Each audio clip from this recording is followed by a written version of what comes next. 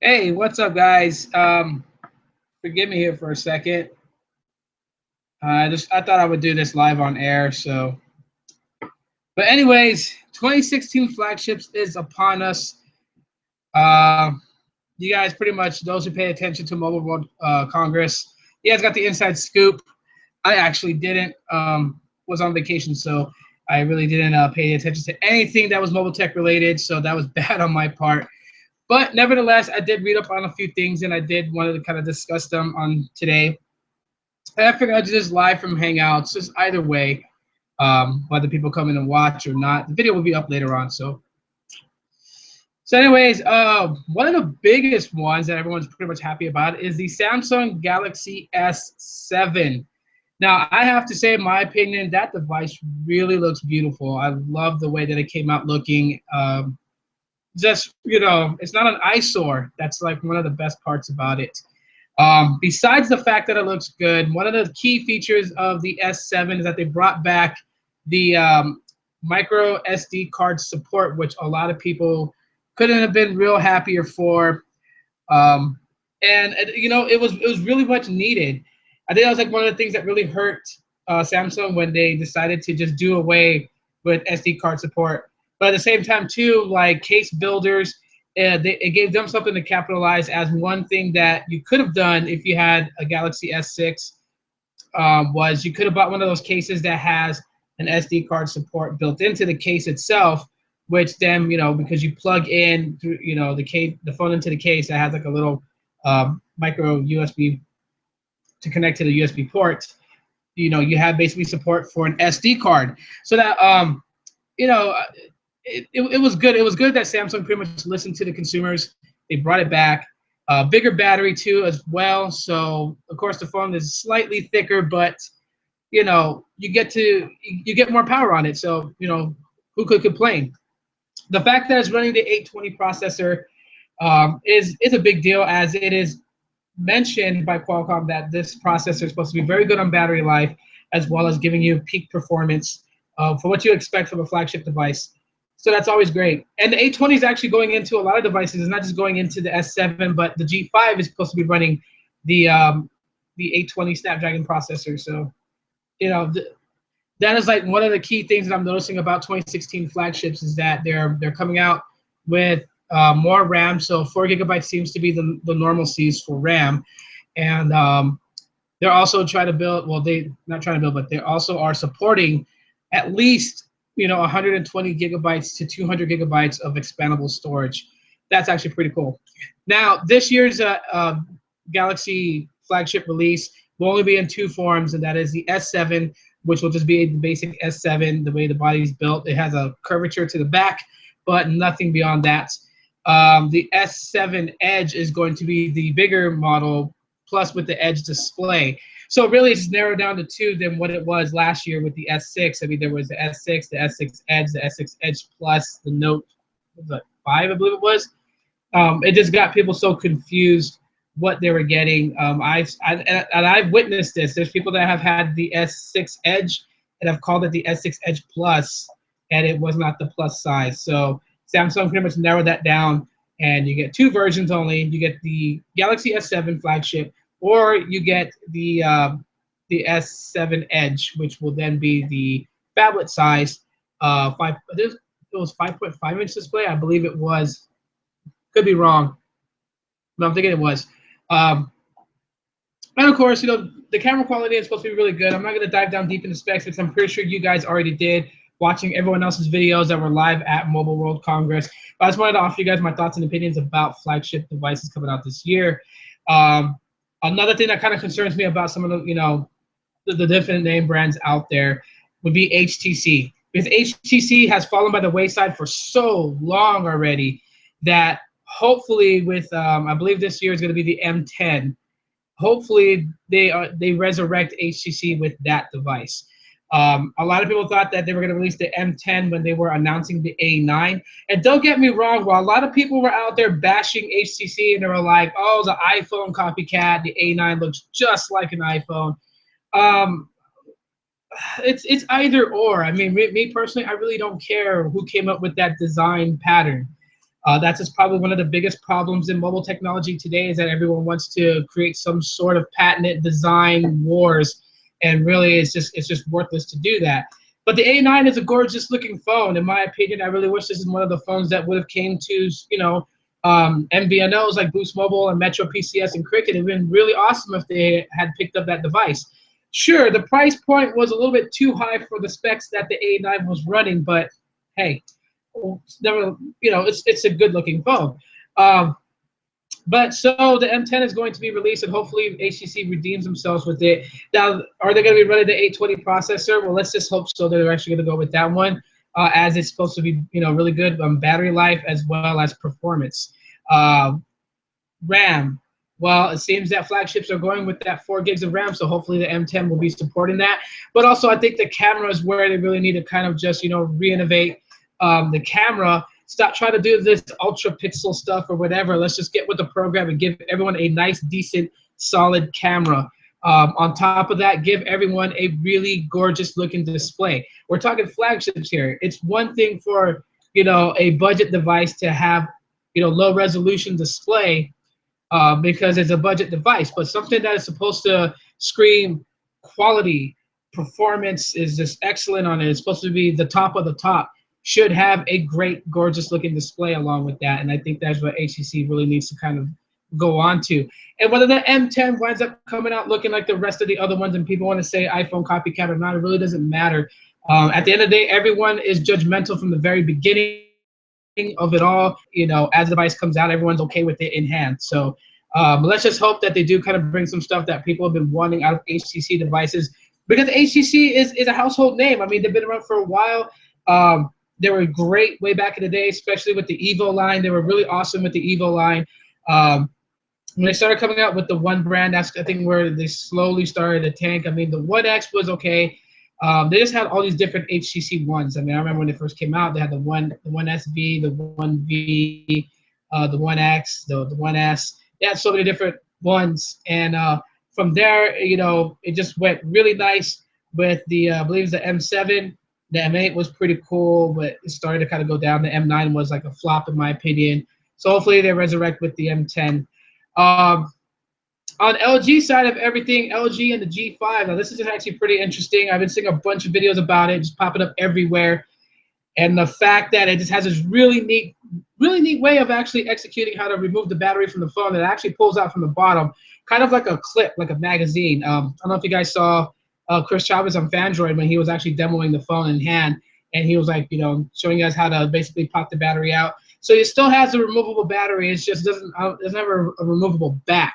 But the bottom piece just kind of slides out, exposes the battery, snap the battery off, snap a fresh one in, and pop it in. But the reason why it's built that way is it also has a module that connects to it that I believe is supposed to increase the camera.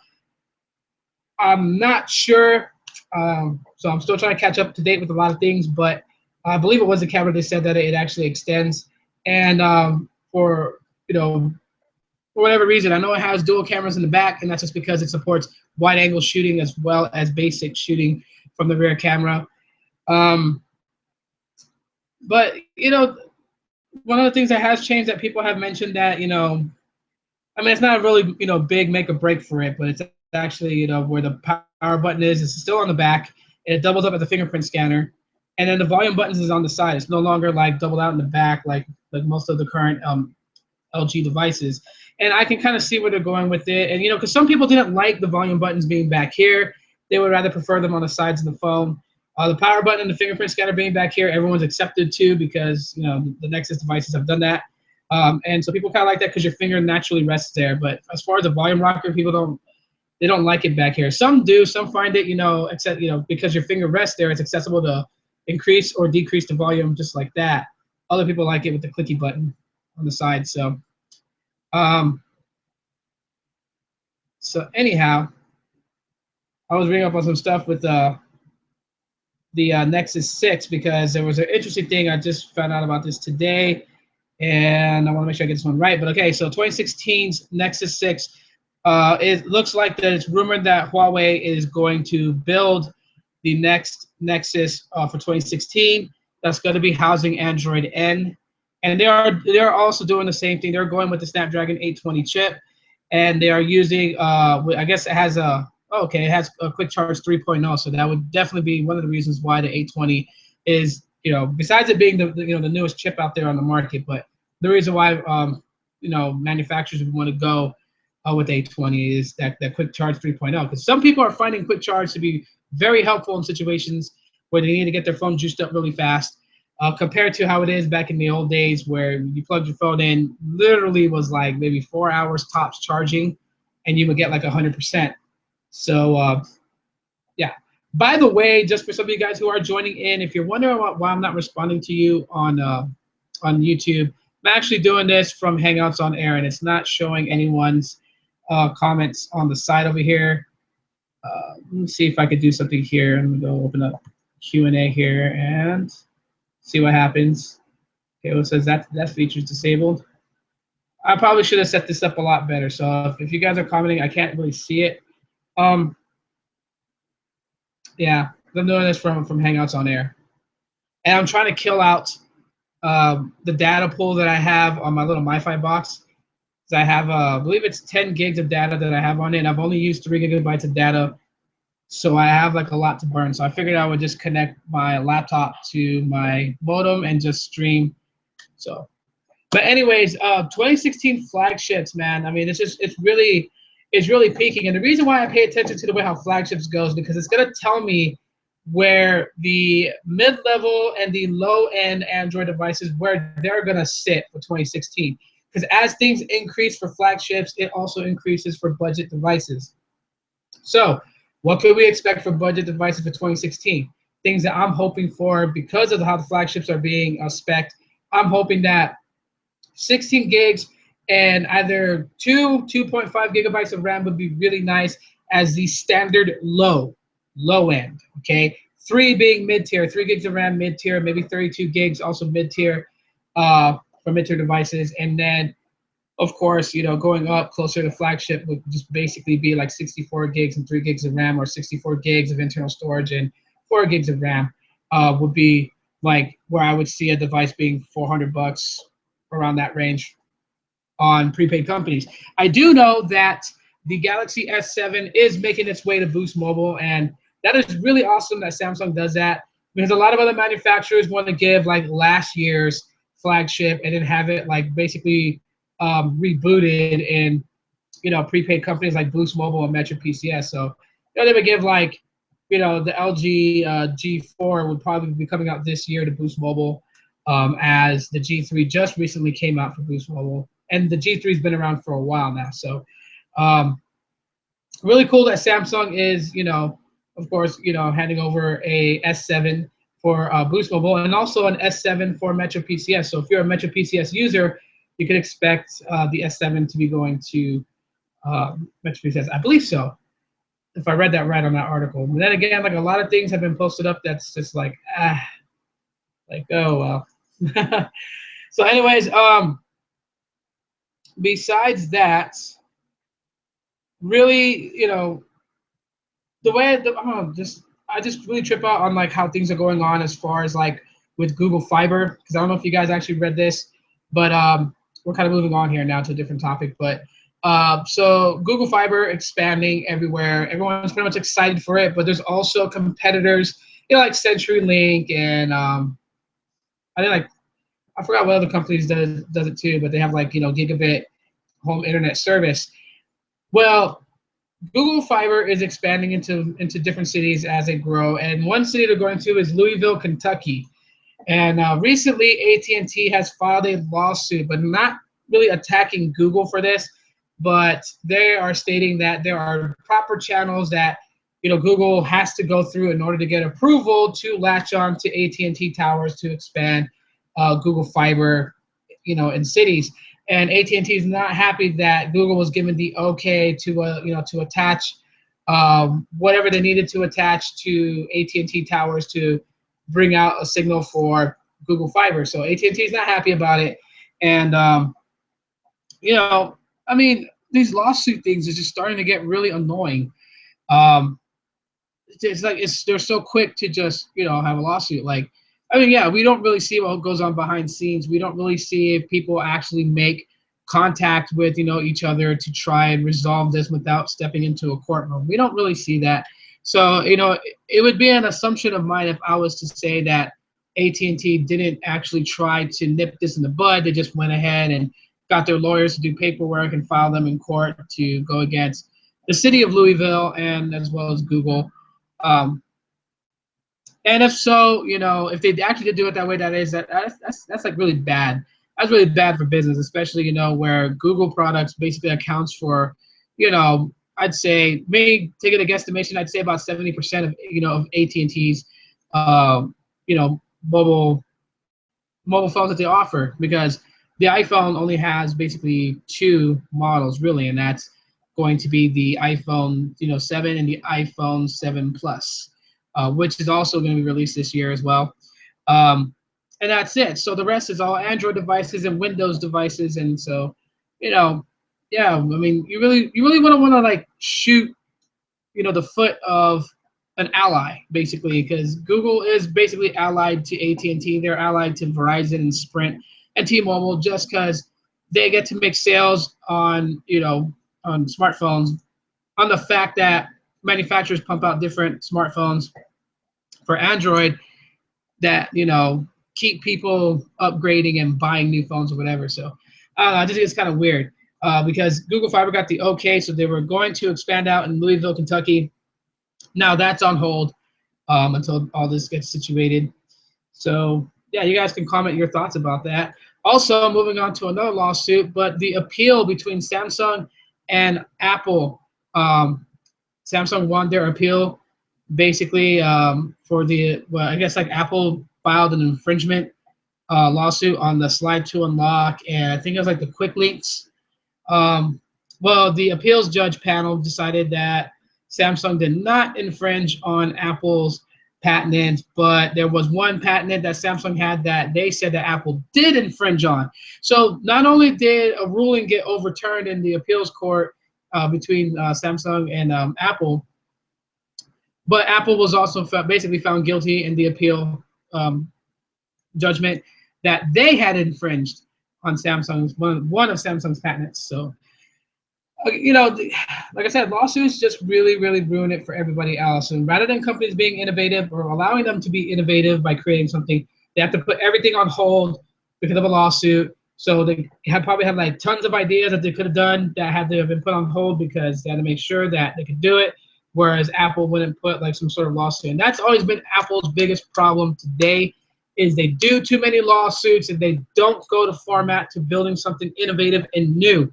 And that's what a lot of iOS customers want, is they want something new. They don't want the same old garbage regurgitated every year. And this also goes to manufacturers like HTC and Samsung and all that, but sometimes you got to bring out something new. You can't always regurgitate the same crap because people then get tired of it.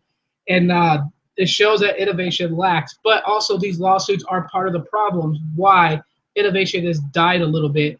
And that's just because they can't go on and be inventive of something and without thinking that, okay, if I put this out there, will it be something that Apple did a patent on, or a patent that is closely resembling the idea that they're building, and then take them to court and sue them for damages, and then lawsuits after lawsuits after lawsuits. It just gets old and frustrating. I really do think that Apple needs to get their head out of their butt and just kind of like get in there and make some freaking phones and tablets for their fan base to enjoy and do something new, find something creative, because a lot of people are like, Apple's going to step into the VR world and try to claim that and say that they innovated that, when VR has been around for a while. I mean, there's all these things that Apple has yielded claim to that other companies have done before. It's just Apple's really good at marketing to get people to look in that direction, whereas they think it's worth something. Like smartwatches. They've been around before the Apple Watch. But now when I go somewhere, even if I'm rocking my Pebble Watch, people defaultly call it an Apple Watch. And it's like, why do you call it an Apple Watch? It's a Pebble. It's not touchscreen. It doesn't say Apple on it. It's not a $10,000 watch. It's not even a $500 watch. It's a $99 watch at Target. So, I mean, yeah, Apple just really needs to stop with all these lawsuits, really. That's my personal opinion on that. Um, no new devices named for Boost Mobile as we are moving on now. Still nothing yet of anything new coming. I mean, likely the last new device they got was the Tribute 5, and that was pretty much it. So maybe some devices coming towards the end of spring, maybe beginning of summer, and I'm kind of looking forward to that as to grabbing one of those devices. That would be really awesome. Some people are hoping that the LG Stylus 2 makes its way to Boost Mobile and Virgin Mobile. Fingers crossed.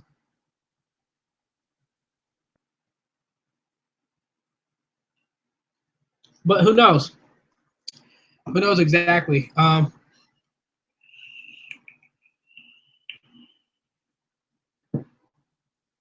Also, to answer a question about the LG G Stylo, while we're on topic about something similar to that, I just want to say that the G Stylo for Boost Mobile will not be getting a white rose gold version as Metro PCS has one. And if you guys haven't heard about it, haven't seen it, check out Paul Tech's video about it. He actually did an unboxing and a review, and it's a real nice looking phone. I mean, it does kind of do things a little bit different. The rose gold part that they're talking about really doesn't look like rose gold to me, but um, I still think it's a gorgeous looking phone. Now, as far as Metro PCS getting the Lollipop update for their G Stylo, I don't know when that's actually going to happen, or if it ever will happen. I do know that Boost Mobile did get theirs. We have Marshmallow, and of course, you probably hear like a ton of people who own the G Stylo on Boost Mobile that updated the Marshmallow complain that it really ruined the experience of their phone. I wouldn't know because my phone works just fine, flawlessly good. So I couldn't complain, but there's some people that's complain about battery life and stuff like that. But so if you're at Metro PCS, just basically consider yourself lucky that you didn't get the Marshmallow update right away, as it could have probably ruined the experience of your device. Maybe because the G Stylo on Metro is spec higher. So with higher specs, it would run a lot smoother. So anyways, that's pretty much it for right now, guys. That's really much what I got on hand. Um, I got like a ton of things I still got to get done. So I really didn't have time to just actually sit down and shoot a video. So I thought I would do a live video on Hangouts on air. And yeah, so thanks for popping in, stopping by, whatever. I know it's not the greatest. I'm trying to get back into my groove, so give me some time. I had a really good vacation, so I'm like really relaxed, and now it's time to get back to work and do things that I love to do, and just like kind of like find my rhythm again. So hopefully next video will be better. Just bear with me, guys. So if you guys enjoyed it, anyways, really appreciate the thumbs up if you guys did. If you have not subscribed to my channel, please do so. You guys click that subscribe button. It's that way, depending on which way, down there, whichever you're viewing it on, from a mobile app or tablet, Android smartphone. If you guys are hearing some noise off to the side, that's my turtle. My turtle's back upstairs now, and she's just like swimming around, splashing and whatnot. So that's all that noise over there. So anyways, I guess I'll end this broadcast. Oh, wait. There is one thing I wanted to kind of say real quick before I do go. I don't know if you guys read this, but Google and Facebook seem that they're going to jump on the bandwagon with Apple against the FBI about the whole lock security, encryption, and whatnot. There was a whole video that was put out about what they meant about the security encryption on iPhones and whatnot, and what a 256-bit encryption is, basically explaining that and how hard that is to crack. And of course, there's two sides of everything. There's people who think that there should be some sort of backdoor lock cracked, that way that if they need to get into a phone for emergency reasons, they have a way in. And there's a ton of people who are like, my privacy is my privacy. They shouldn't have a right to be able to break into my phone because it could be used for something malicious. But I'll get more into that into an actual video. So would love to know your guys' thoughts. And you guys want to add on to that little part, go ahead in the comment section on YouTube. Appreciate you guys coming in for checking out this video. My name's Tito with Aloha Android. You guys are great, and you'll see me in the next one. Bye.